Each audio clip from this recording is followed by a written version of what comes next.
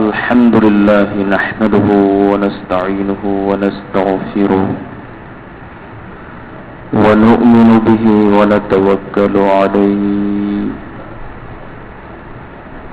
ونعوذ بالله من شرور أنفسنا ومن سيئات أعمالنا من يهدي الله فلا مضل له ومن يضلله فلا هادي له ونشهد أن لا إله إلا الله وحده لا شريك له ونشهد أن سيدنا ومولانا محمدا عبده ورسوله صلى الله تعالى عليه وعلى آله وأصحابه وبارك وسلم تسليما كثيرا كثيرا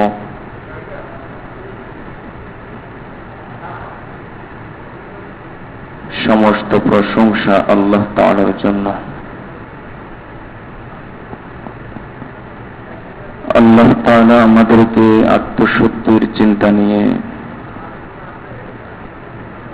বসার তৌফিক দান করেছেন, আলহামদুলিল্লাহ।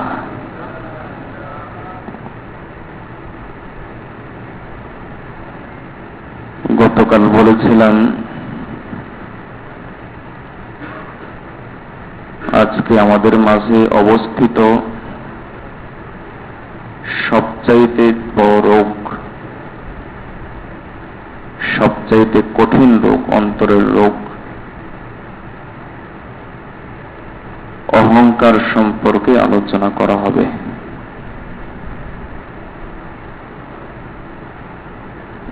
এই রোগের আলোচনা একবারই শেষ দিকে এজন্য রেখেছি কারণ পৃথিবীর মধ্যে যত ধরনের অন্যায় অপরাধ হয়, আমাদের পক্ষ থেকে যতগুলো গুনাহ সংগঠিত হয়, এর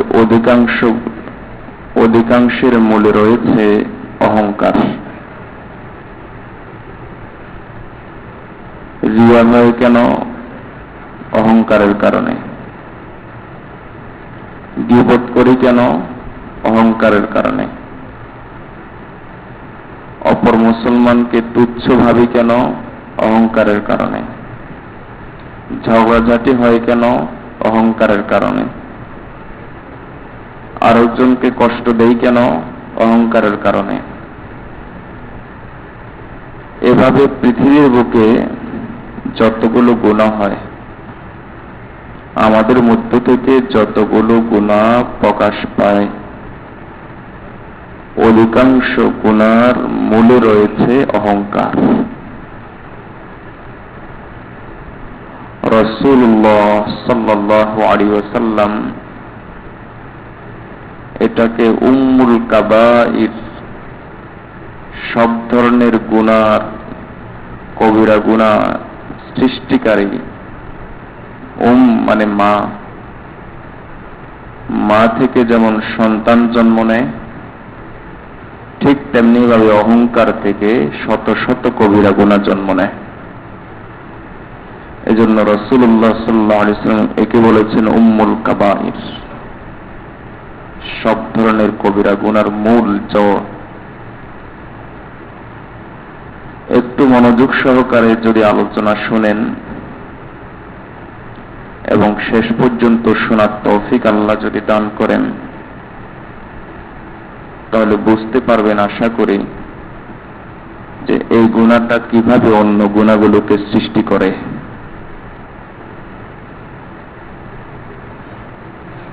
প্রথমেই আসা যাক অহংকার কাকে বলে। আমাদের ধারণা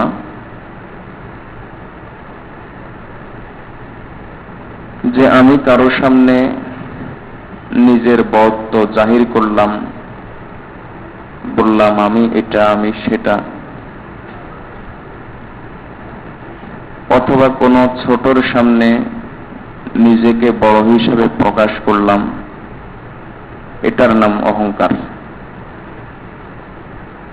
আর কারোর সামনে একটু হেসে, মুচকি হেসে, ঘাড় কাত করে মুসাফা করলাম,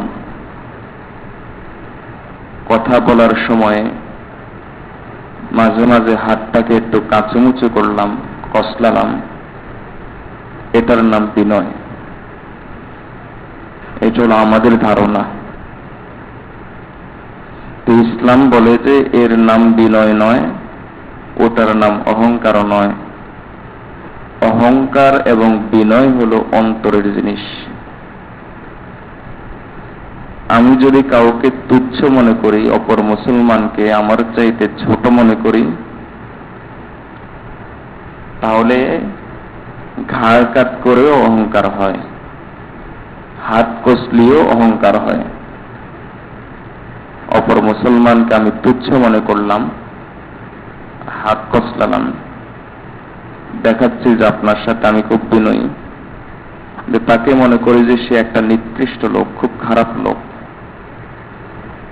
তাহলে এতে অহংকার হয়। আমি লেখার সময় বললাম যে কেমন আছেন, এই আছি, মনে করি যে এটা বিনয়। এটা বিনয় নয়, এটা আল্লাহর নাশুকরি। আল্লাহর নাশুকরি। আপনি তো অনেক ভালো মানুষ। না, আমার আর ভালো আর কি, আছি কোন রকম। এটাও বিনয় নয়।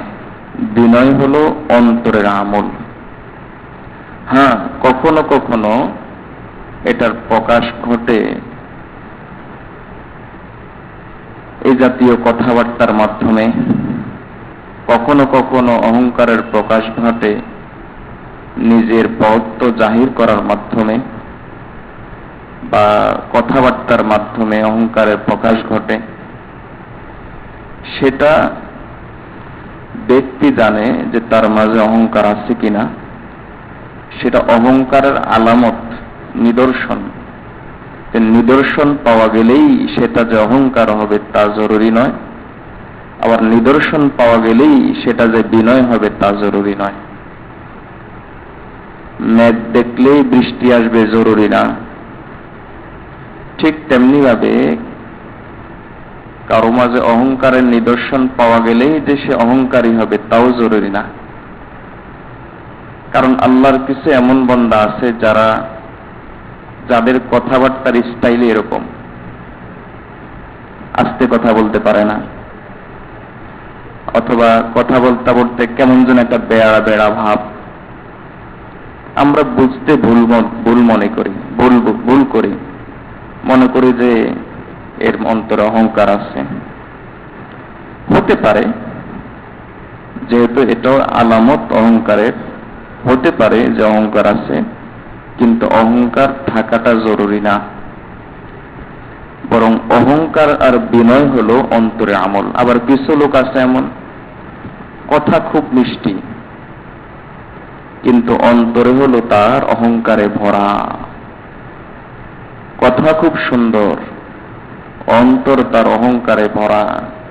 তাহলে সুন্দর কথাই, মিষ্টি কথাই বিনয়ের চিনার মাপকাঠি নয়, কিংবা একটু জোরে কথা বলা এটাও অহংকার চেনার মাপকাঠি নয়। এগুলো হলে বা এগুলো থাকলে হতে পারে সে অহংকারী, থাকলে হতে পারে সে বিনয়ী। আসল মাপকাঠি হলো সে অপর মুসলমানকে ছোট মনে করে কিনা। কাজেই অহংকার ধরার মতো কোনো উপায় নাই।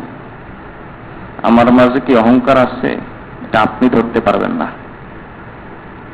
আপনি দেখাইলাম, বিনয় ভাব দেখাইলাম, কিন্তু অন্তরে মনে মনে আমার চিন্তা হলো যে সবাই আমার থেকে ছোট, তাহলে তো অহংকারী আমি। আপনি ধোঁকা খাচ্ছেন আমার বিনয় দেখে, ভাব দেখে মনে হয় আমি বিনয়ী। তাহলে অহংকার আছে কিনা কারো অন্তরে, কিংবা কারো অন্তরে বিনয় আছে কিনা, এটা চেনার কোনো উপায় নাই।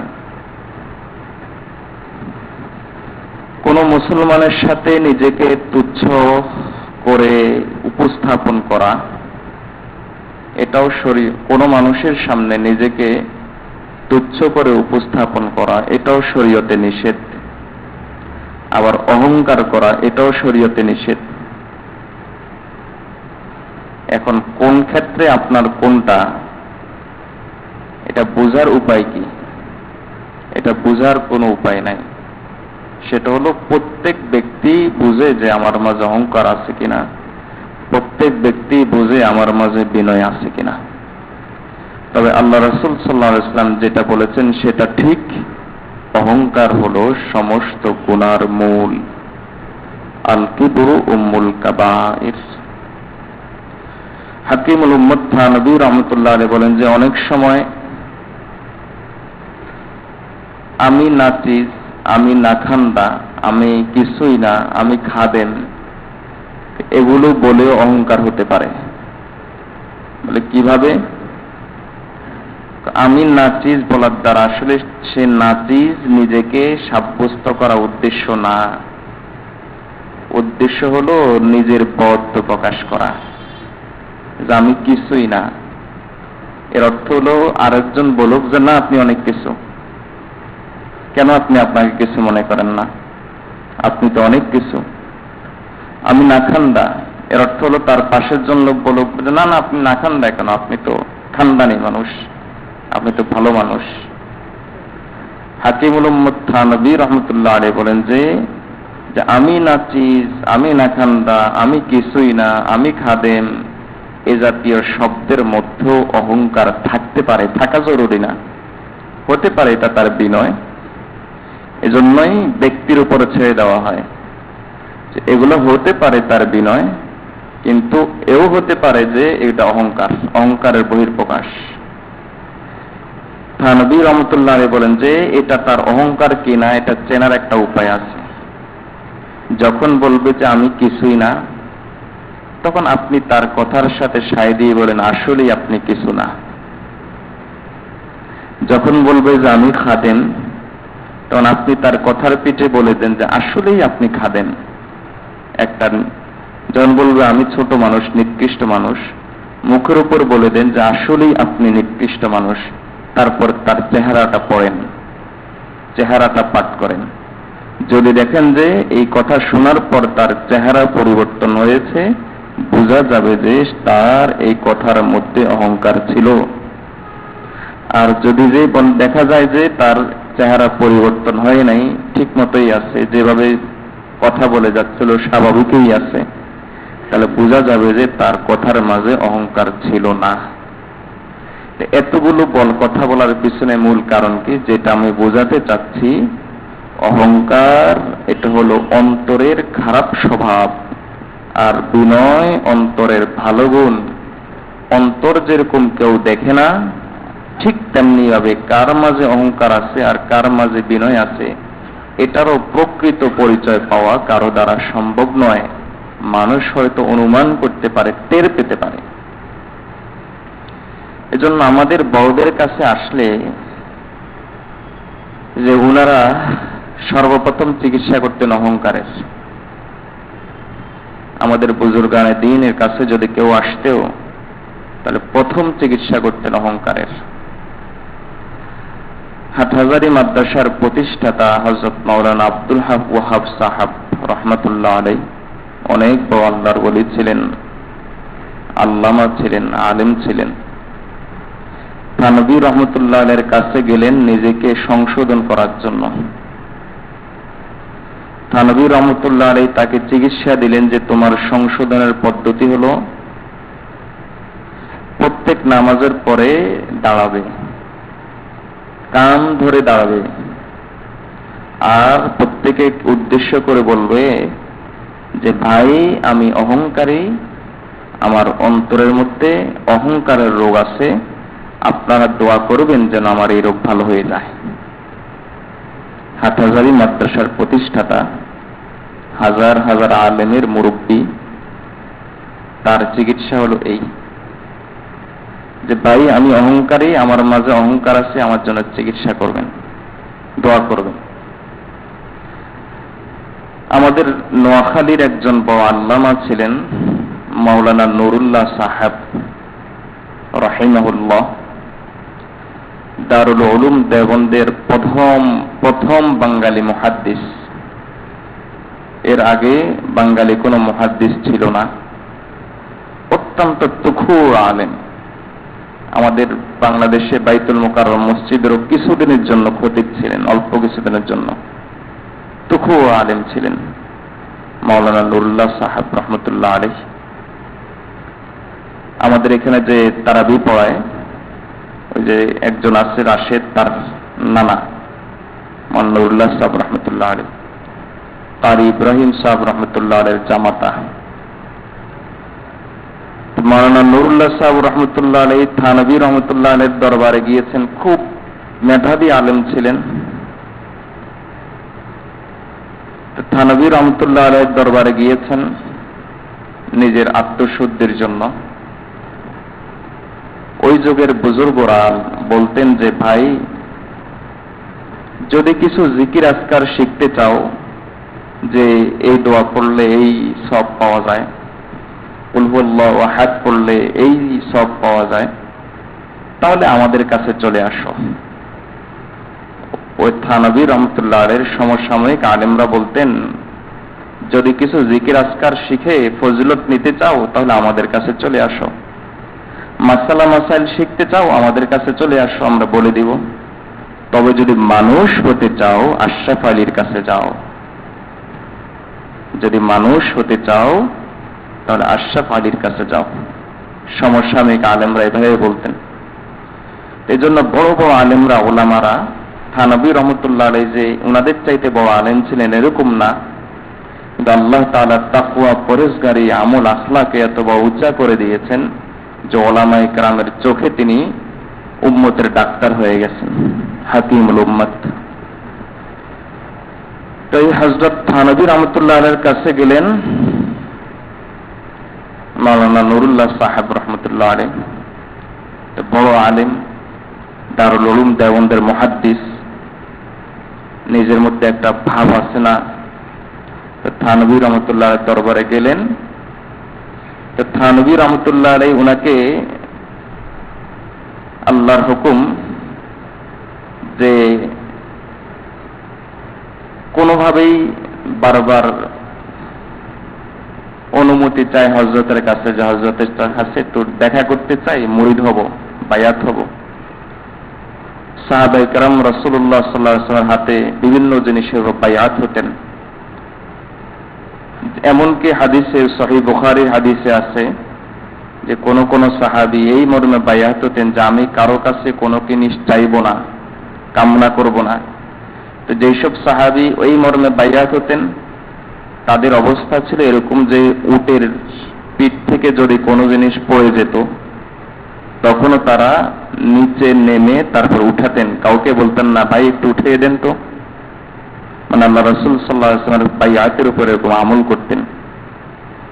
এরপরে সাহাবায়ে কেরাম রাদিয়াল্লাহু তাআলা আজমাইন কখনো বায়াত হতেন চুরি করব না, কখনো বায়াত হতেন জিনা করব না, তবে অধিকাংশ বায়াত হতো জিহাদের উপর। আল্লাহ রাসূল সাল্লাল্লাহু আলাইহি ওয়াসাল্লাম অধিকাংশ বায়াত গ্রহণ করতেন জিহাদের উপর। আর অন্যান্য আমলের উপর বায়াত হতো।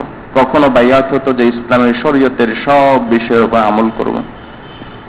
এভাবে আমাদের বুজুর্গানে দিনের মধ্যে এটা বায়াত জিনিসটা, অর্থাৎ হাতে হাত দিয়ে অঙ্গীকার করা একজন হক্কানি আলেম, তাকে যিনি নিজেকে, নিজের আত্মাকে শুদ্ধ করেছেন, আরেকজন আত্মশুদ্ধি করেছেন, এরকম একজনের আন্ডারে থেকে নিজের আত্মাকে শুদ্ধ করেছেন, এমন হক্কানি আলেমের হাতে হাত দিয়ে বায়াত হওয়া, মুরিদ হওয়া, অঙ্গীকার করা, এটা হলো তাআমুল উম্মতে মুহাম্মাদিয়া। সে সাহাবী যুগ থেকে এই পর্যন্ত আলহামদুলিল্লাহ মিরাসে সম্পদ উম্মত পেয়ে আসছে। হযরত থানভী রহমতুল্লাহ আলাইহি তিনি মাওলানা নুরুল্লাহ সাহেব অনুমতি চাইলেন আমাকে বায়াত করান, মুরিদ করান। অনুমতি দিচ্ছেন না। তারপর একদিন দেখা গেল 2-3 দিন এভাবে চলে যায়, কোন প্রকার অনুমতি পায় না। আরে দারুল উলুম দেওবন্দের মুহাদ্দিস থানভীর চাইতে কম নাকি এলেমে কালামে? অনুমতি দিচ্ছেন না। তারপর তিনি মুয়াজ্জিনের সাথে ভাও করলেন, বললেন যে আজকের নামাজের একামতটা আমি দিব। তখন মুয়াজ্জিন বলছে ঠিক আছে। উদ্দেশ্য হলো যেন থানভী রহমতুল্লাহ চোখে পড়ে, কারণ কোন নুরুল্লাহ আসছে, কি দারুল উলুম দেওবন্দের মুহাদ্দিস আসছে না কে আসছে, চোখে পড়লে তো বুঝবে, একজনকে তো একজন চিনেন। তো একামত দিলেন। তখন থানভী রহমতুল্লাহ আলাইহি মাত্র তিনি আল্লাহু আকবার বললেন, আর তখনই থানভী রহমতুল্লাহ বললেন, নুরুল্লাহ থাম যাও, থেমে যাও নুরুল্লাহ। এটা হলো বুজুর্গানে দ্বীনের দূরদর্শিতা, এটা গায়েব না, এটা হলো ওনাদের দূরদর্শিতা। আল্লাহ তাআলা উম্মতের ডাক্তার বানিয়েছেন, তাদেরকে চাল বল চলনে বলনে আলামতে বিভিন্নভাবে ওনারা বুঝে ফেলেন। তো উনি যখন বুঝেছেন যে এই মুহূর্তে কে একামত দিতে পারে যেটা মুয়াজ্জিনের কণ্ঠ না, তাই তিনি বললেন নুরুল্লাহ থাম যাও, থেমে গেলেন। সাথে সাথে মুয়াজ্জিন একামত দিল। এরপর অনুমতি দিলেন যে আসো দেখা করো। দেখা করলেন, বলেন যে দেখা করার পর মুরিদ হলেন, বায়াত নিলেন, বলেন যে হযরত সবক দেন।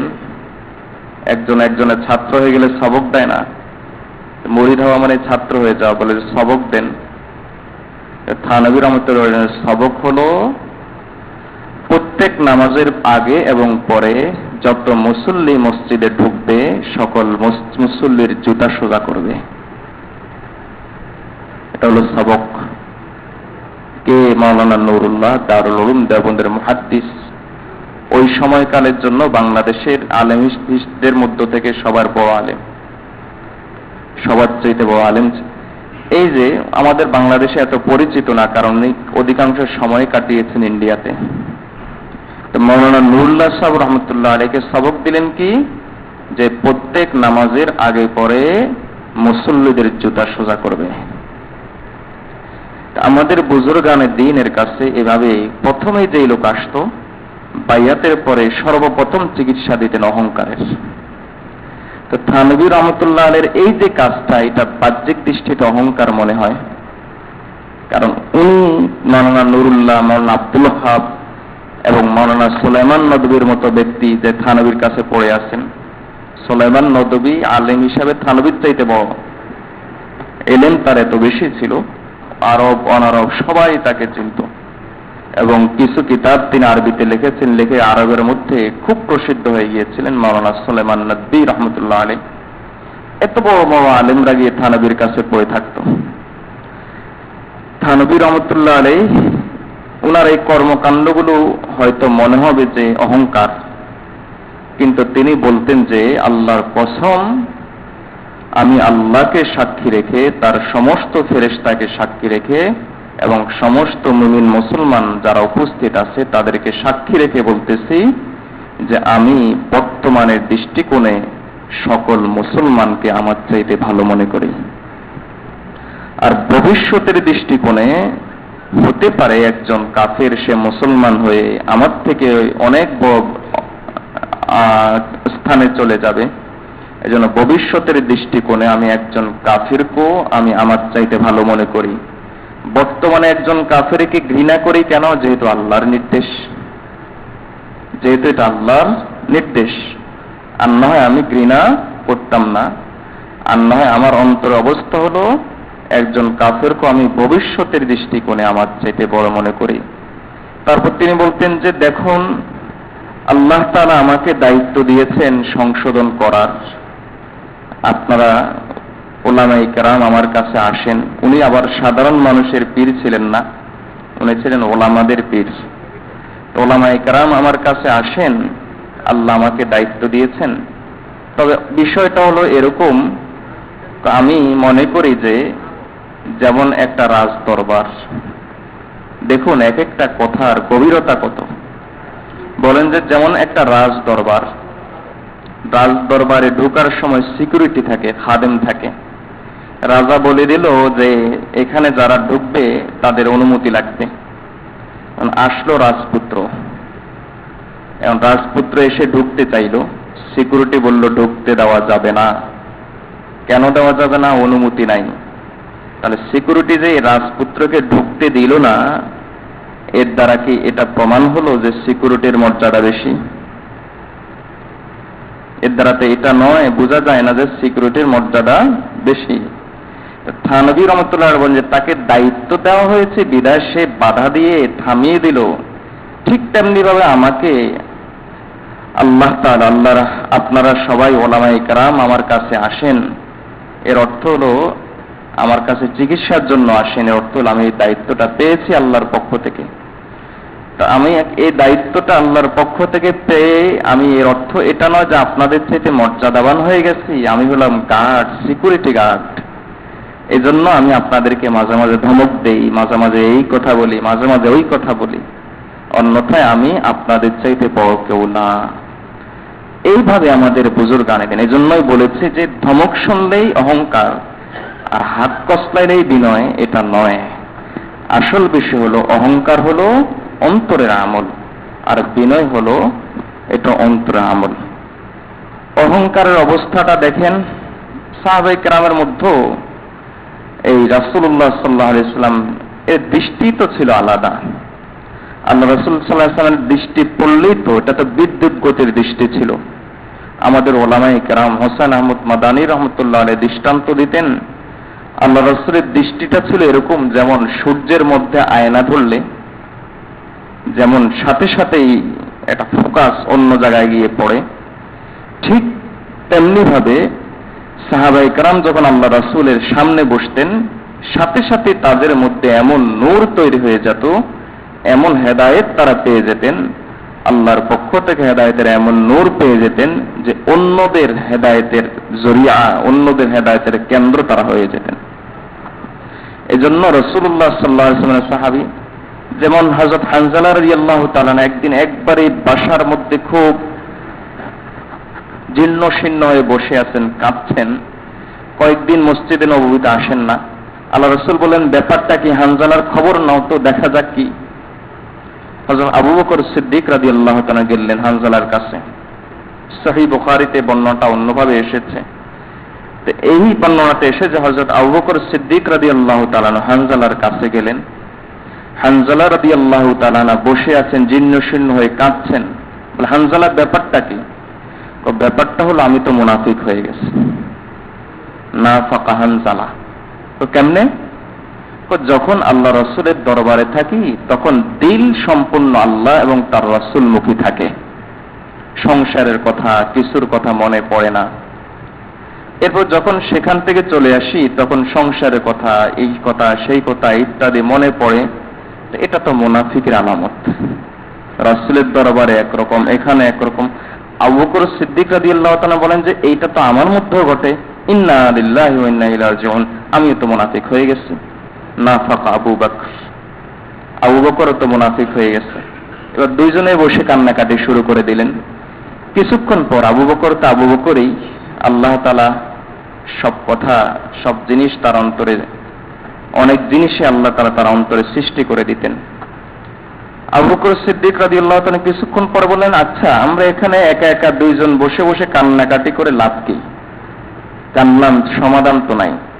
আমাদের সমস্ত সমস্যার সমাধান দিবেন মুহাম্মদুর রাসূলুল্লাহ সাল্লাল্লাহু আলাইহি ওয়াসাল্লাম। চলুন তার কাছে যাই, সমাধান খুঁজি। দুজনেই গিয়ে বলেন, ইয়া রাসূলুল্লাহ সাল্লাল্লাহু আলাইহি ওয়াসাল্লাম, আমরা তো মুনাফিক হয়ে গেছি। রাসূলুল্লাহ সাল্লাল্লাহু আলাইহি ওয়াসাল্লাম বলেন যে না, মুনাফিক হও নাই। এটা হলো আমার দরবারে আমার কাছে আসার আলামত, শক্তি। আল্লাহ আমার কাছে আসলে পরে এই আশার মধ্যে, আমার দৃষ্টির মধ্যে আল্লাহ তাআলা এমন নূর দিয়েছেন যে তোমাদের অন্তরেই পরিবর্তন হয়ে যায়। এরপরে যখন তোমরা বাইরে চলে যাও সে অন্তর থাকে না। যদি তোমাদের অন্তর আমার কাছে থাকলে যেমন থাকতো, সেটা যদি বাইরেও থাকতো, তাহলে আকাশের ফেরেশতারা তোমাদের সাথে এসে মুসাফাহা করত, তোমাদের সাথে এসে একসাথে খাইতে বসতো, একসাথে ঘুমাতো, একসাথে চলাফেরা করত। আল্লাহ তাআলা, এটা রাসূলুল্লাহ সাল্লাল্লাহু আলাইহি ওয়াসাল্লামের দৃষ্টির বরকত। বেঈমান মুসলিম অমুসলিম দেখেই মুসলমান হয়ে গেছে আল্লাহ রাসূলের চেহারা দেখে। বললেন যে এমন মানুষ কখনো মিথ্যা কথা বলতে পারেন না। তো এটা কিসের বরকত? এটা হলো আল্লাহ রাসূল সাল্লাল্লাহু আলাইহি ওয়াসাল্লামের দৃষ্টির বরকত। তো আমাদের বড়রা বলতেন যে আমাদের মধ্যে তো এই দৃষ্টি নাই, এবং এর পরবর্তী আল্লাহর ওয়ালাদের মধ্যে তো এই দৃষ্টি এতটুকু নাই, এই পরিমাণের দৃষ্টি নাই। কাজেই শুধু আল্লাহওয়ালাদের দৃষ্টিতে পড়া না, বরং আল্লাহওয়ালাদের সোহবতে কিছুদিন থাকা, আল্লাহওয়ালাদের কাছে আসা যাওয়া করা, তাদের সংস্পর্শে কিছুদিন থাকা, এতে যেটা সবচাইতে বড় ফায়দা হবে সেটা হলো অহংকারের চিকিৎসা হবে। সবচাইতে বড় রোগ, সবচাইতে বড় রোগ পৃথিবীর বুকে সংগঠিত 90% গুনাহ অহংকারের কারণে হয়। পৃথিবীর বুকে সংগঠিত 90% ফিতনা ঝগড়াঝাটি অহংকারের কারণে হয়। বিবাহ বিচ্ছেদ, সম্পর্কচ্ছেদ, এই ছাড়া স্বামী স্ত্রীর অমিল অহংকারের কারণে। নিজেকে বড় মনে করে, নিজেকেই একটা কিছু মনে করে। আল্লাহ তাআলা আমাদেরকে এই বিষয়গুলো বোঝার তৌফিক দান করুন।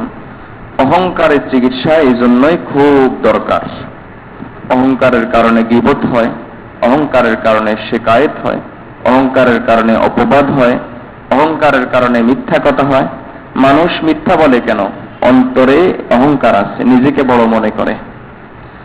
হাকিমুল উম্মত থানভী রাহমাতুল্লাহ আলাইহি বলেন যে আগের যুগের অবস্থা ছিল মানুষ আমল করত আর গোপন করত। এরপর একটা যুগ আসলো আমল করে প্রকাশ করে। আমি হজে গিয়েছি, আমি রাতের বেলায় তাহাজ্জুদ পড়ি, আমি এতবার জিকির করি, অর্থাৎ আমল করে প্রকাশ করে। আর এখনকার অবস্থা হলো, তানভীর রহমতুল্লাহ বলেন যে এখন আমাদের যুগের অবস্থা হলো, আমি যে যুগের চিকিৎসা করতেছি ওই যুগের অবস্থা হলো যে আমলও করে না, প্রকাশও করে। আমি হজে যাব, আমি মাদ্রাসা করব, আমি অমুক কাজ করব, আমল নাই, প্রকাশ শুরু হয়ে গেছে, প্রচার শুরু হয়ে গেছে। তো এই যে আমল নাই, প্রচার শুরু হয়ে গেছে, এটা কি? রিয়া। রিয়া কোত্থেকে আসলো? অহংকার, নিজেকে আরেকজনের সামনে বড় হিসাবে জাহির করা, ওখান থেকে আসলো। আমাদের এই যে নামাজ, রোজা, হজ, যাকাত, সেগুলোর মধ্যে অহংকার থাকে। এই যে গত 3 বছর আগে যে হজে গিয়েছিলাম, তখন যে জায়নামাজটা আনছি ওটা তো খুব ভালো, আপনারটা তো দেখি তেমন ভালো না। গত বছর যে হজে গেছি সেখান থেকে যে জায়নামাজটা এনেছি সেটা একটু আনেন তো। ওই যে 5 বছর পঞ্চমবারে যে একটা হজে যাওয়ার পরে যে একটা ভালো তসবিহ আনছি না, ওই তসবিহটা আমি আপনাকে দিব, আপনাকে দেখাবো, খুব ভালো। এরপরে আলহামদুলিল্লাহ দাওয়াতি সফরে, আলহামদুলিল্লাহ দ্বীনের কাজে গেছি। কোথায় গেছি? ইন্দোনেশিয়া গেছি। হায় হায় হায়, ইন্দোনেশিয়ার মানুষ এত খারাপ, মানে বলে দিচ্ছে আমি দাওয়াতি সফরে ইন্দোনেশিয়া গেছি। কেন? এটা কেন হচ্ছে? এর মূল কারণ কিচ্ছু না, মূল কারণ হলো আমি বড়, আমি বড়, আমি বড়। এখন আমাদের দ্বীনের কাজও শুধু নিজেকে বড় প্রকাশ করার জন্য। দ্বীনের কাজ আমরা করি আমাদের নিজেদের বড়ত্ব প্রকাশ করার জন্য। এটার মূল হলো অহংকার। আরেকজনের বিরুদ্ধে তার মাঝে একটা দোষ আছে, মনে করুন আমার মাঝে একটা দোষ আছে, আমি এটা আরেকজনের কাছে বললাম। কেন বলি? কারণ আমার ধারণা হলো আমি তার চাইতে ভালো, এজন্যই তো। তাহলে গীবতের মূল হলো অহংকার। একজনের বিরুদ্ধে অপবাদ দেই কেন? কারণ তাকে আমার চাইতে তুচ্ছ মনে করি, অহংকার। একজনের বিরুদ্ধে মিথ্যা কথা বলি কেন? কারণ তাকে আমার চাইতে তুচ্ছ মনে করি। এরপরে বউয়ের সাথে ঝগড়া করি কেন? কারণ আমি মনে করি সে হলো বউ, সে হলো আমার স্ত্রী। এটা একটা জিনিস হইল নাকি? এটা তার সাথে তো অহংকার না করতে পারলে কার সাথে করব? বউয়ের সাথে যদি নিজের বড়ত্ব প্রকাশ না করতে পারি, মূল হলো অহংকার, মূল হলো অহংকার। এবার কি করে? ওই যে বউয়ের বাপের বাড়িতে কোন সময় কি ঘটছে, কেমনে কেমনে কিভাবে যেন খবর পাইছে। তোর বাপ দাদা 14 গোষ্ঠী তো দান খয়রাত করে খায়, মানুষের খয়রাত খেয়ে বাঁচছে, তুইও ওইভাবে বাঁচলি, তুই এখন এইভাবেই চলস, অভ্যাস রয়ে গেছে তো, এই জন্য আমার কাছে ভালো শাড়ি চাস। কেন? এই কথাটা সৃষ্টি হলো কেন? অহংকার। বউ এবং স্ত্রী, স্বামী স্ত্রীর অধিকাংশ ঝগড়ার মূলে হলো অহংকার। এবং আমি তো এই কথা বলি যে এই ক্ষেত্রে 100 ভাগের 90 ভাগ দায়ী হলো স্বামী। কারণ আল্লাহ কোরআন মজিদে এবং রাসূলের হাদিসে রাসূলুল্লাহ সাল্লাল্লাহু আলাইহি ওয়াসাল্লাম বলেছেন যে স্ত্রীরা তাদের স্বভাবই হলো বাঁকা, অধিকাংশ কথা তারা মানতে চাইবে না, এটা হলো তাদের স্বভাব। আপনি যদি সেই পাথরের উপর পাথর মারতে থাকেন, সে একটু দেখাইলো, আর আপনি যদি কয়েক গুণ বেশি দেখাইতে থাকেন, তাহলে ওই দাম্পত্য জীবনে কখনো শান্তি আসবে? কখনোই শান্তি আসবে না। অধিকাংশ স্বামী স্ত্রীর ঝগড়ার মধ্যে অধিকাংশের ক্ষেত্রে দায়ী হলো স্বামী, অধিকাংশ ক্ষেত্রে দায়ী হলো স্বামী। এটা আমাদের কথা না, আমাদের বড়দের কথা। আর স্বামীর মধ্যে এই দায়ীটা কেন? স্বামী স্বামী ভাব। এই সমস্যাটা স্বামীর মধ্যে তৈরি হয় কেন? স্বামী স্বামী ভাব, আমি হলাম স্বামী, এই একটা জিনিস। পুরুষের আবার দোষ আছে নাকি? যত দোষ সব তো হলো মহিলার দোষ, পুরুষের আবার দোষ হয় নাকি? পুরুষের বয়স নাই, পুরুষের দোষ নাই, সব বয়স হলো মহিলাদের, আর বয়স হলো দোষ হলো মহিলাদের। এ কেন তৈরি হচ্ছে? আর দাম্পত্য জীবনের গুণাগুলো হলো এমন গুণা যে এগুলোর কারণে স্ত্রীর সাথে তো ঝগড়া বাঁধে।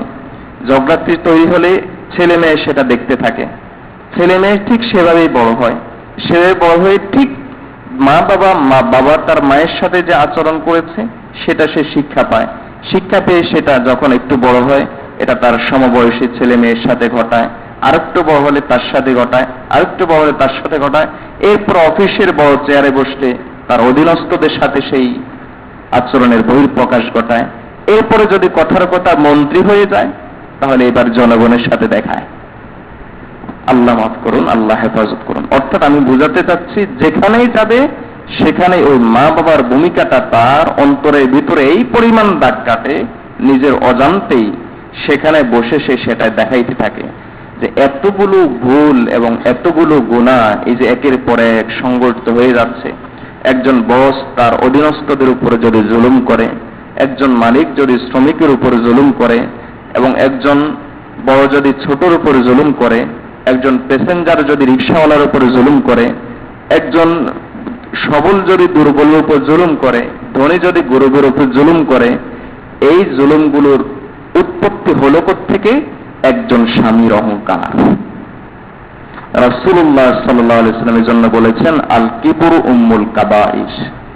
আপনি দেখবেন যে যেই ফ্যামিলিটা বিনয়ী ফ্যামিলি এবং মা বাবার সাথে মিল আছে, ওই ফ্যামিলির সন্তানকে, আমি আজকে বললাম যে মা বাবার সাথে মিল আছে, সম্পর্ক ভালো, দুইজনেই বিনয়ী, বোঝাপড়া আছে, ছেলে মেয়ের সাথে ঝগড়া করে না, এমন একটা ফ্যামিলির ছেলে মেয়ে আপনি দেখেন।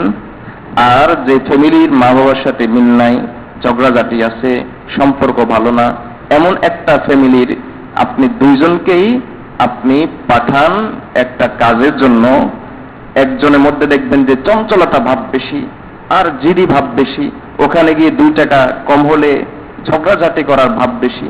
আরেকজনের মধ্যে দেখবেন যে অত্যন্ত একেবারেই শান্ত। এই কারণটা কি? কারণটা হলো ফ্যামিলি। তাহলে মূল হলো কি? মূল হলো অহংকার। অহংকার হলো এমন একটা রোগ, যে রোগ হলো অনেক রোগ সৃষ্টি করে, শত শত রোগ সৃষ্টি করে। রিয়া সৃষ্টি করে, গীবত সৃষ্টি করে, মিথ্যা কথা সৃষ্টি করে, ঝগড়াঝাটি সৃষ্টি করে, জুলুম সৃষ্টি করে। এই সব মূলের রোগে হলো অহংকার। এজন্য রাসূলুল্লাহ সাল্লাল্লাহু আলাইহি ওয়াসাল্লাম বলেছেন, আল কিবরু উম্মুল কাবাইর। অহংকার হলো সমস্ত রোগের ঔষধ, সমস্ত রোগের মূল। এবার হাদিস শরীফে রাসূলুল্লাহ সাল্লাল্লাহু আলাইহি ওয়াসাল্লাম বলেন যে অহংকারী ব্যক্তি নিজেকে বড় মনে করে, আর বিনয়ী ব্যক্তি নিজেকে ছোট মনে করে। কিন্তু আল্লাহ রাসূল সাল্লাল্লাহু আলাইহি ওয়াসাল্লাম বলেন যে ব্যক্তি আল্লাহর জন্য বিনয়ী হয়, রাফাআহুল্লাহ, আমি আল্লাহ তাকে সম্মানিত করি, আমি আল্লাহ তাকে সম্মানিত। এটা অত্যন্ত জটিল রোগ, অত্যন্ত জটিল রোগ। বারবার বলছে, যে ব্যক্তি বিনয়ী হয় সে ব্যক্তিকে আল্লাহ তাআলা সম্মানিত করেন। এর কারণ কি জানেন? আমাদেরকে আল্লাহ সৃষ্টি করেছেন কি থেকে? মাটি থেকে। মাটির স্বভাব কি? লাফানো। না মাটি পায়ের নিচে থাকা? তাহলে যার যেটা দিয়ে আল্লাহ যাকে সৃষ্টি করেছেন সেটার মধ্যেই সুন্দর। এই মাটি যদি আপনার জামায় এসে লাফ দিয়ে উঠে, রাখেন না, ধুয়ে দেন, ধুয়ে ফেলেন। এই বালু যদি আপনার টুপিতে এসেও পড়ে, রাখেন না, ধুয়ে ফেলেন। তাহলে মাটির স্বভাব হলো নিচে থাকা। ইবলিস কিসে থেকে তৈরি? আগুন থেকে। তার স্বভাব হলো, তাহলে অহংকার এটা কার গুণ? ইবলিসই গুণ। আর বিনয় হলো মানুষের গুণ। অহংকার হলো এটা ইবলিসই গুণ, বিনয় হলো মানুষের গুণ। ইবলিস হয়েছে কেন জানেন? সে কি তাউসুল মালায়েকা ছিল না? ইবাদত করতে করতে ফেরেশতা কুলের সর্দার হয়ে গেছিল। ফেরেশতা ছিল না, কিন্তু লিডারশিপ পেয়ে গেছে ফেরেশতাদের। নিজে ফেরেশতা ছিল না, কিন্তু ফেরেশতাদের নেতা হয়ে গেছে, তাউসুল মালায়েকা। এরপরে তাকে যে জিনিসটা ইবলিস বানিয়েছে, ফাইন্নাকা রাজিম, তুমি মারদুদ, তুমি আমার দরবার থেকে বিতাড়িত। আল্লাহর পক্ষ থেকে এই ঘোষণাটা তার উপর যেই কারণে এসেছে সেটা হলো অহংকার। আনা খায়রুম মিনহু, আদম থেকে আমি হলাম সেরা। খালাকতানি মিন নার, আমাকে সৃষ্টি করা হয়েছে আগুন থেকে। ওয়া খালাকতাহু মিন তিন, তাকে সৃষ্টি করা হয়েছে মাটি থেকে। আমিই তো বড়, আমি তো বড়। ইবলিসকে ইবলিস বানিয়ে দিয়েছে। আমি তো বড় যদি আমার আর আপনার মাঝে থাকে। থানবী রহমতুল্লাহ আলাইহি বলেন যে অহংকারী ব্যক্তি হলো ওই ব্যক্তির মতো যে পাহাড়ের চূড়ায় উঠে বসে আছে, এরপরে সে নিচের দিকে তাকায় দেখে সব মানুষ পিচ্ছি পিচ্ছি, ছোট ছোট ছোট ছোট ছোট। এখন প্রশ্ন হলো, এই ছোট ছোট ছোট ছোট শত শত মানুষ তাকে কি খুব বড় দেখে? সে ছোট ছোট ছোট ছোট সব মানুষও তাকে তো সেই ছোটই দেখে। এই হলো অহংকারকারীর দৃষ্টান্ত। এই জন্য থানবী রহমতুল্লাহ আলাইহি বলতেন যে এই রোগের চিকিৎসা অত্যন্ত জরুরি। আর অভিজ্ঞতার আলোকে দেখা গেছে এই রোগের চিকিৎসা নিজে নিজে করা যায় না। হক্কানি আলেম ওলামার কাছে আসতে হয়, আল্লাহওয়ালাদের কাছে আসতে হয়। নিজের রোগ তখন আল্লাহওয়ালারা তাদের কাছে নিজেদেরকে সমর্পণ করে দিতে হয়। বলতে হয় যে আপনি যেভাবে বলবেন, আমার বুঝে আসুক বা না আসুক, আমি সেভাবে মানব, তাহলে গিয়ে এই রোগের চিকিৎসা হয়। আল্লাহ তাআলা আমাদেরকে এই রোগের চিকিৎসা গ্রহণ করার তৌফিক দান করুন, এবং এই রোগ অত্যন্ত জটিল রোগ, এই কথাটা বোঝার তৌফিক দান করুন। বৃষ্টি আসার সম্ভাবনা আছে, কেউ যদি চলে যেতে চান চলে যেতে পারেন। আল্লাহ তাআলা আমাদেরকে এই রোগের চিকিৎসা গ্রহণ করার তৌফিক দান করুন। হযরত আবু বকর সিদ্দিক রাদিয়াল্লাহু তাআলা এবং ওমর রাদিয়াল্লাহু তাআলা একটা দুইটা কথা এবং দোয়া না বললেই নয়। হযরত আবু বকর সিদ্দিক রাদিয়াল্লাহু তাআলা আনহু এত বেশি বিনয়ী ছিলেন যে তিনি মাঝে মাঝে আল্লাহর কাছে দোয়া করতেন, হে আল্লাহ, আপনি আমাকে কেন পাখি বানান নাই? আপনি আমাকে কেন গাছ বানান নাই? এত বেশি বিনয়ী ছিলেন কে? হযরত আবু বকর সিদ্দিক রাদিয়াল্লাহু তাআলা, সাহিবু রাসূলিল্লাহ ফিল গার, যিনি আল্লাহ রাসূল সাল্লাল্লাহু আলাইহি ওয়াসাল্লামের সব সময়ের সাথী। সেই রাসূল সাল্লাল্লাহু আলাইহি আবু বকর সিদ্দিক রাদিয়াল্লাহু তাআলা যাকে সম্পর্কে আল্লাহ রাসূল বলেন, আল্লাহ আমাকে যে ইলম দিয়েছেন, লাকাদ সাব্বাতুহু ফি সাবদি আবি বকর, আমি আবু বকরের সিনার মধ্যে সেটা হুবহু দিয়ে দিয়েছি। হযরত আবু বকর সিদ্দিক রাদিয়াল্লাহু তাআলা এত বড় ব্যক্তিত্ব যিনি ছিলেন, তিনি বলতেন কি যে আল্লাহ আমাকে কেন গাছ বানান নাই? আল্লাহ আমাকে কেন মাটি বানান নাই? গাছ হলে তো আমি মানুষ কেটে নিয়ে যেত, শেষ হয়ে যেতাম। মাটি হলো মানুষ ব্যবহার করত, শেষ হয়ে যেত। পাখি হলে মানুষ খেয়ে ফেলতো, শেষ হয়ে যেত। আল্লাহ আমাকে কেন এগুলো বানান নাই?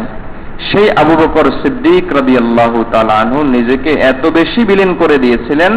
সিরাতের কিতাবে বেদায়া ওয়ান নেহায়াতে দেখা আছে যে কেউ যদি কোন মুর্দা ব্যক্তি লাশ জমিনের উপর চলে, এটা যদি কেউ দেখতে চায়, ফালইয়ানজুর ইলা আবি বকর ইবনে কুহাফা, সে যেন আবু বকরের দিকে দেখে।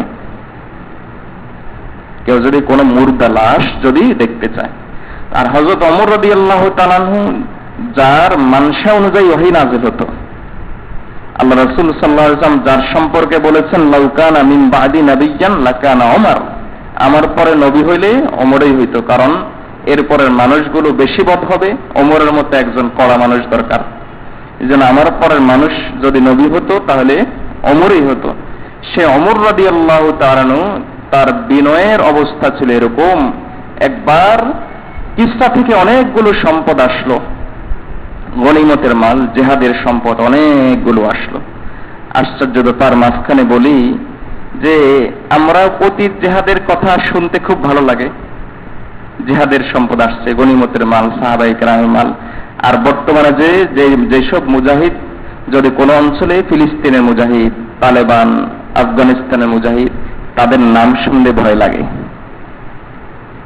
বুঝেন নাই আমার কথা? বিষয়টা অতীত মুজাহিদদের কথা আমরা খুব গর্ব করে বলি, আস্তাগফিরুল্লাহ, ওসামা বিন লাদেনের নাম নিলে তো সে সন্ত্রাসী হয়ে গেছে, ভয়, নিজেই ভয় করে, হায় হায় কোন দিক থেকে কি আসে। মানে বর্তমান মুজাহিদ যারা, তাদের নাম নিতে আমরা ভয় করি। এই হলো আমাদের ইমানের অবস্থা। আল্লাহ তাআলা আমাদেরকে বোঝার তৌফিক দান করুন, আমাদেরকে বোঝার তৌফিক দান করুন। তো হযরত ওমর রাদিয়াল্লাহু তাআলা আনহু সবাইকে ডাক দিলেন, ডেকে বললেন যে তোমরা সবাই আসো, মিম্বরের কাছে আসো, মিম্বরের কাছে আসলেন। এরপর ওমর রাদিয়াল্লাহু তাআলা বলেন যে ভাই, আমি তোমাদের সবাইকে একসাথ করেছি শুধু একটা কথা বলার জন্য, সেটা হলো এই খাত্তাবের বেটা আর কেউ না, এই খাত্তাবের বেটা হলো সে যার মা অভাবের কারণে গোশত চিবিয়ে খেত, শুকনা গোশত। তিনি এই কথাটা কেন বললেন? এরপরে বলেন যান। সবাই চলে গেল।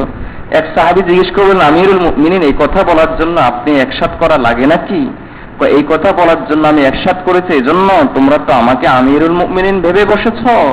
আর ইসলামী হুকুমত একের পর এক আমার সময় এসে ইসলামী হুকুমতের পরিধি বাড়ছে, ইসলামী রাষ্ট্রের পরিধি বাড়ছে, দেশের পর দেশ জয় হচ্ছে, সম্পদের পর সম্পদ, অঢেল সম্পদ আমার এখানে আসছে। সবাই তো মনে করছো যে ওমর তো একটা কিছু হয়ে গেছে, আমি তোমাদের কাছে আমার হাকিকতটা কি, আমি আসলে কে, তা প্রকাশ করলাম। ওমর রাদিয়াল্লাহু তাআলা আরেকদিন বলতেন যে এই তো সেই ওমর যে বাবা বকরি চড়ানোর জন্য পাঠাইতো, আর বকরিগুলো এদিক সেদিক, একটা এদিক দৌড় দিত, আরেকটা ওইদিক দৌড় দিত, আর বাবা আরে খাত্তাব বলতো, বাবা বলতো যে ওমর কিচ্ছু হবে না তোমার দ্বারা। সেই কিচ্ছু হবে না লোকটা যখন আল্লাহ রাসূলের কাছে এসে নিজের জীবনকে মিটিয়ে দিলেন, সেই কিচ্ছু হবে না লোকটা অর্ধ পৃথিবী শাসন করেছেন। ওমর রাদিয়াল্লাহু, তিনি দোয়া করতেন আল্লাহর কাছে। এতগুলো কথা বলার পিছনে যেই কথাটা উদ্দেশ্য, সেটা হলো একটা দোয়া শিক্ষা দেওয়া। হযরত ওমর রাদিয়াল্লাহু তাআলা আল্লাহর কাছে দোয়া করতেন, একটা খুব চমকপ্রদ দোয়া, চমৎকার দোয়া, আমাদের জন্য হেদায়েতের মিনার আছে। ওমর রাদিয়াল্লাহু তাআলা আল্লাহর কাছে দোয়া করতেন, আল্লাহুম্মা জাআলনি ফি আইনি সগীরা ওয়া ফি আয়ুনিন নাসি কাবীরা। হে আল্লাহ, আপনি আমাকে মানুষের চোখে বড় বানান, নিজের চোখে ছোট বানান। আমরা হলাম নিজের চোখে বড়, মানুষের চোখে ছোট। ওমর রাদিয়াল্লাহু তাআলা আল্লাহর কাছে দোয়া করতেন কি, আল্লাহুম্মা জাআলনি ফি আইনি সগীরা ওয়া ফি আয়ুনিন নাসি কাবীরা। আমার সাথে পড়েন, আল্লাহুম্মা জাআলনি ফি আইনি সগীরা ওয়া ফি আয়ুনিন নাসি কাবীরা। আল্লাহুম্মা জাআলনি ফি আইনি সগীরা ওয়া ফি আয়ুনিন নাসি কাবীরা। যদি আরবিতে না পারেন বাংলায় বলবেন, হে আল্লাহ, আপনি আমাকে নিজের চোখে ছোট বানান আর অন্যদের চোখে বড় বানান। হযরত আবু যর গিফারী রাদিয়াল্লাহু তাআলা একবার আল্লাহর রাসূলের দরবারে বসা ছিলেন। হযরত জিবরাইল আলাইহিস সালাম আসলেন না, জিবরাইল আলাইহিস সালাম বসা ছিলেন, এমন সময় আবু যর গিফারী আসতেছেন। জিবরাইল আলাইহিস সালাম বলতেছেন যে এ হলো আবু যর, আপনার সাহাবী আপনার কাছে আসতেছে। রাসূলুল্লাহ সাল্লাল্লাহু আলাইহি ওয়াসাল্লাম আশ্চর্য হয়ে গেলেন যে তোমরা আকাশের বাসিন্দা আবু যরের নাম কেমনে বাজানো? তখন রাসূল আবু যর জিবরাইল আলাইহিস সালাম বললেন যে আপনাদের জমিনবাসীর কাছে আবু যর যতটা পরিচিত, আমাদের কাছে এর চাইতে বেশি পরিচিত। বলে যে কি গুণের কারণে? তার মধ্যে এমন কি গুণ? দুইটা গুণ। এক নম্বর গুণ হলো কি, লিসিগারি নাফসিহি, নিজেকে ছোট মনে করে। প্রথম গুণ হলো নিজেকে, এজন্য তার নাম আল্লাহ উঠাই দিয়েছেন কোথায়? আকাশ। এক নম্বর গুণ হলো নিজেকে ছোট মনে করে। আল্লাহ রাসূল সাল্লাল্লাহু আলাইহি ওয়াসাল্লাম হাদিসের মধ্যে বলেন যে যেই ব্যক্তি আল্লাহর ওলি হয়ে যায়, আর বিনয় ছাড়া আল্লাহর ওলি হওয়া সম্ভবই নয়। কারণ এটা এমন এক জিনিস, আল্লাহ রাসূল বলেন মিসকাল হাব্বা, সরিষা দানা পরিমাণ থাকবে, আর আল্লাহ তাআলা এই সরিষা দানা পরিমাণ অহংকারকে, যদি অহংকার সরিষা দানা পরিমাণ থাকে, তাহলে আল্লাহ তাআলা এই সরিষা দানা পরিমাণ অহংকারকে সহ্য করে না যতক্ষণ না পর্যন্ত আগুনে জ্বালিয়ে খাইট বের করে নেওয়া হয়, সরিষা দানা পরিমাণ বের করা না হয়। স্বর্ণের মধ্যে খাইট যেরকম আগুনে পয় বের করে, মানুষের মধ্যে খাইট হলো অহংকার। আল্লাহ তাআলা বলে, আল্লাহ রাসূল সাল্লাল্লাহু আলাইহি ওয়াসাল্লাম বলেন যে যতক্ষণ পর্যন্ত এই খাইট থাকবে ততক্ষণ পর্যন্ত সে জাহান্নামের আগুনে জ্বলবে। অহংকারের এক সরিষা দানা পরিমাণ নিয়ে জান্নাতে প্রবেশ করতে পারবে না। তাহলে এটা কি ছোটখাটো রোগ না, অনেক বড় রোগ? রাসূলুল্লাহ সাল্লাল্লাহু আলাইহি ওয়াসাল্লাম হাদিসের মধ্যে বলেন, আল্লাহ তাআলা আল কিবরিয়া উরিদাই, অহংকার আমার চাদর। যে ব্যক্তি অহংকার করে সে ব্যক্তি আল্লাহর চাদর নিয়ে টানাটানি করে। আর আমার চাদর নিয়ে টানাটানি, আমি হলাম মুতাকাব্বির, আল্লাহ হলেন সবচাইতে বড় অহংকারী, আর আমার চাদর নিয়ে টানাটানি, কাজেই ফাআলকাইতুহু ফিন্নার, আমি তাকে জাহান্নামে নিয়ে ছাড়বো এবং আমি তাকে দুনিয়ার জীবনে বেজ্জতি করে ছাড়বো। আল্লাহ তাআলা আমাদেরকে বিষয়টা বোঝার তৌফিক দান করুন। পদ পেয়ে যাওয়া, ক্ষমতা পেয়ে যাওয়া এর নাম সম্মান না। মানুষের চোখে ভালো থাকা এর নাম হলো সম্মান। হযরত আব্দুল্লাহ ইবনে মুবারক রাহমাতুল্লাহ আলাইহি একবার বাগদাদে প্রবেশ করলেন খলিফা হারুনুর রশিদের সময়। এমন সময়ে লোকজন আব্দুল্লাহ ইবনে মুবারককে সংবর্ধনা করার জন্য দাঁড়িয়ে গেল, দুই পাশে দাঁড়িয়ে গেল। হাজার হাজার মানুষ, আব্দুল্লাহ ইবনে মুবারক আসতেছেন, একজন তাবেঈ আসতেছেন, ওই যুগের অনেক বড় আল্লাহর ওলি, এজন্য শত শত মানুষ অপেক্ষায় আছেন। তো ওনার একটা হাসি আসলো, হাসি আসার পরে তিনি বললেন আলহামদুলিল্লাহ। এখন জবাব আসবে না ইয়ারহামুকাল্লাহ? তখনকার মানুষ তো আমাদের মতো এত অশিক্ষিত ছিল না, তো তারা সকলেই জবাব দিল ইয়ারহামুকাল্লাহ। হাজার হাজার মানুষ তো সকলেই একজনের থেকে শুনে একজন কি হয়েছে, আব্দুল্লাহ ইবনে মুবারক হাসি দিয়ে আলহামদুলিল্লাহ বলছে ইয়ারহামুকাল্লাহ, মিছিলের মতো হয়ে গেছে।